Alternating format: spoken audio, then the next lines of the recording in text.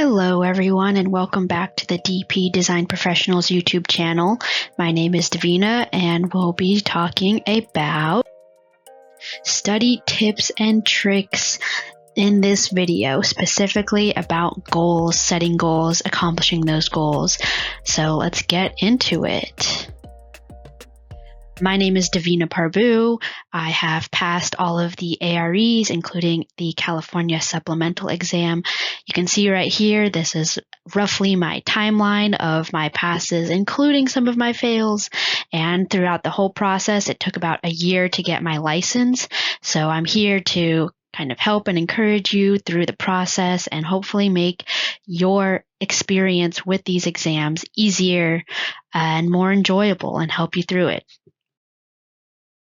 So I have a couple of topics that I would like to cover for study tips and tricks. Today, we're just going to be focusing on goals. As you can see here, there's a couple other topics within this study tips and tricks that I would like to go over. So check out my YouTube channel for those. I will be dropping those shortly after this one.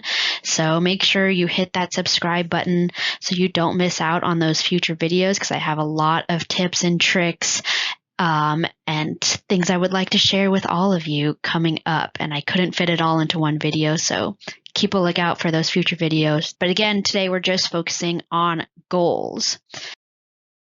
Before we get into all of that, I want to do a little shout out. We do have merch available.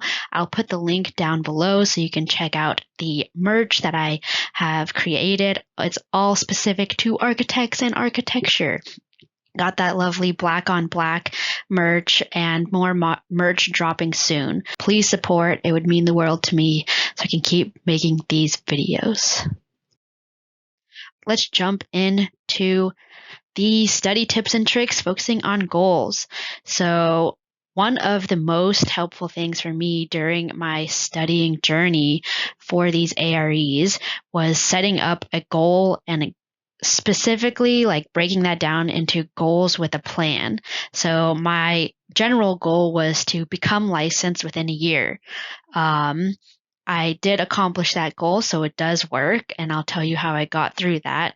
But not just setting a general goal for yourself, but like breaking that goal into kind of smaller steps or milestones that you can work towards to achieve. Because if you have just like this one goal to get licensed within a year, it's going to be hard to like narrow that down, especially if you are someone who is a procrastinator like myself.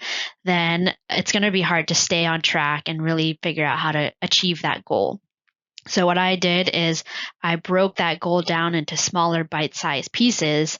So I basically made like a calendar for myself. Me and one of my friends, my study buddy, we were like, okay, we're going to take one exam per month.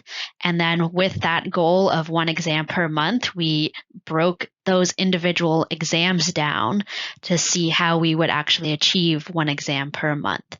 But I think setting a big goal for yourself or a larger umbrella goal, I think is important. So then you have some motivation and something to work towards, and then breaking it down so you can have actual achievable smaller steps along the way. So it doesn't just seem like this massive undertaking. One of the things that I did in order to kind of break that goal down was to make a calendar of basically like homework assignments for myself. I made a plan for that month. So this is an example of my CSE study schedule, the California supplemental exam study schedule. And again, I gave myself 1 month roughly to study for this exam and then take the exam. So I would start out by scheduling the exam, so I had like a concrete date that I had to work towards, and I couldn't procrastinate and put it off and make excuses. And then from there, I took the time I had available, looked at my list of study items that I needed to get through, and then planned that out throughout the time remaining. So what I did is I gave myself homework assignments every day. So if we take a look at week 1, for example, on that first Tuesday, I told myself, all right, I have to get through chapters 1 through 3. And then by kind of the weekend, I was already through chapter 5. This schedule was not like set in stone, but I would say it was flexible because for everybody has like different life events come up, or maybe you have to work late one day or some emergency comes up. So it's important to have some flexibility with your schedule and to give yourself a break.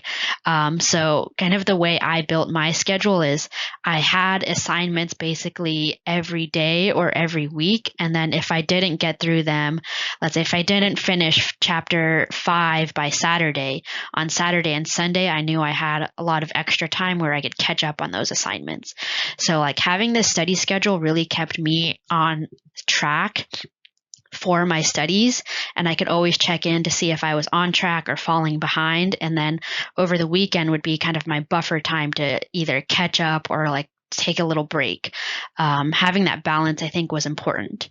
The other thing that helped a lot was to have a study buddy to keep me accountable. So on like Monday, Wednesdays, and Fridays, we would meet during lunch. We worked together so we could meet during lunch, and then we would quiz each other on kind of our homework assignments. So that was also very helpful. But I think having it written down digitally or on paper, and being able to like see your homework assignments and see kind of where you are in the process was really helpful, because kind of throughout your studying journey for each exam, it's very easy to feel overwhelmed or lost in all of the content you need to get through or all the content you need to learn. So if you sit down at the beginning, make a list of everything you need to read through or the content you need to get through, and then spread that out over time, that's like a very easy way to keep track of your progress in the studying journey. Otherwise, I've had a lot of people like tell me like, oh my gosh, I just feel so overwhelmed. There's so much content out there. Like I'll start reading one thing and then I'll read something like, oh, I need to read this other thing, and they'll just be bouncing around mindlessly. At the very beginning, before you even get into studying, just like make a list of everything you need to get through. And it doesn't need to be everything. Just make a very concise list that you know can cover all of the information that you need, and then kind of plan that out how you're going to get through it. I think that's very helpful. And if you don't know what content you need to study or read through, you can check out my previous YouTube videos. I make a list that's very concise about all of the study materials I use in order to pass each exam. So you can use that as a starting point. And I even have some sample study schedules in there that you can use for your reference. But yes, definitely just don't make vague plans.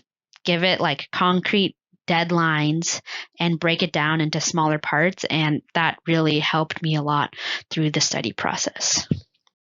Another important thing for me, I've mentioned it before, is work-life study balance. For me as a young person, I have intense FOMO, and early on in my studies, in the early exams, I would basically like cut off all of the fun social activities, and that absolutely made me go crazy because I felt like I was always missing out and being a bad friend. So the key for me personally was having work-life study balance. So this is another sample schedule from my calendar that I actually planned out my study materials that I needed to get through, as well as my like fun social things that I wanted to attend or do throughout. Keep that in mind, figure out kind of what kind of person you are. And I think in general, work-life study balance is important. If you have like project deadlines at work, make sure to communicate with your team to say, oh, I need to have this amount of time to study, so maybe I can't work extra like during these weeks because I have an exam coming up. Or if you do have an intense deadline at work, maybe adjust your study schedule to accommodate that. Kind of having that balance was super important just for my mental health and sanity, and it helped me get through the process and make it less painful to have time with friends sprinkled in there and some fun. So don't drive yourself crazy with studying. It's important to have a schedule, but schedule some fun time in there as well. Next up is creating a vision board. So I know that for like when I was first introduced to a vision board, I thought it was kind of weird and hokey, and my mom made me do it when I was younger. But honestly, it's helped me a lot in a lot of things in life. So I figured I'd share to see if maybe it'll help someone else. So for the AREs and studying and licensure in general, I created my own vision board for the entire process. So what I basically did is I had a kind of sheet of paper, kind of the one on the right-hand side of the screen, that showed all of the exams of the AREs, and it had that little check mark and like the day I would hopefully pass that exam. And having that date and pass kind of marker to look at, I had this like sheet of paper printed out by the door of my room. So every single day I would see it and I'd walk past it, and it'd be kind of like a reminder of like, all right, this is the goal I'm working towards. And so it was like a good positive reminder to kind of manifest me passing that exam. It honestly worked for me, and it's worked for me on a lot of other things like getting a job, getting raises and things like that. So if you make like your own version of your vision board, and you can steal that screenshot on the right and edit it to match your own exam journey. And the other way you can do it is through fashion. I have my merch line of shirts and sweatshirts and a whole bunch of other things that you can check out. Again, you can make your own vision board, but make it fashionable.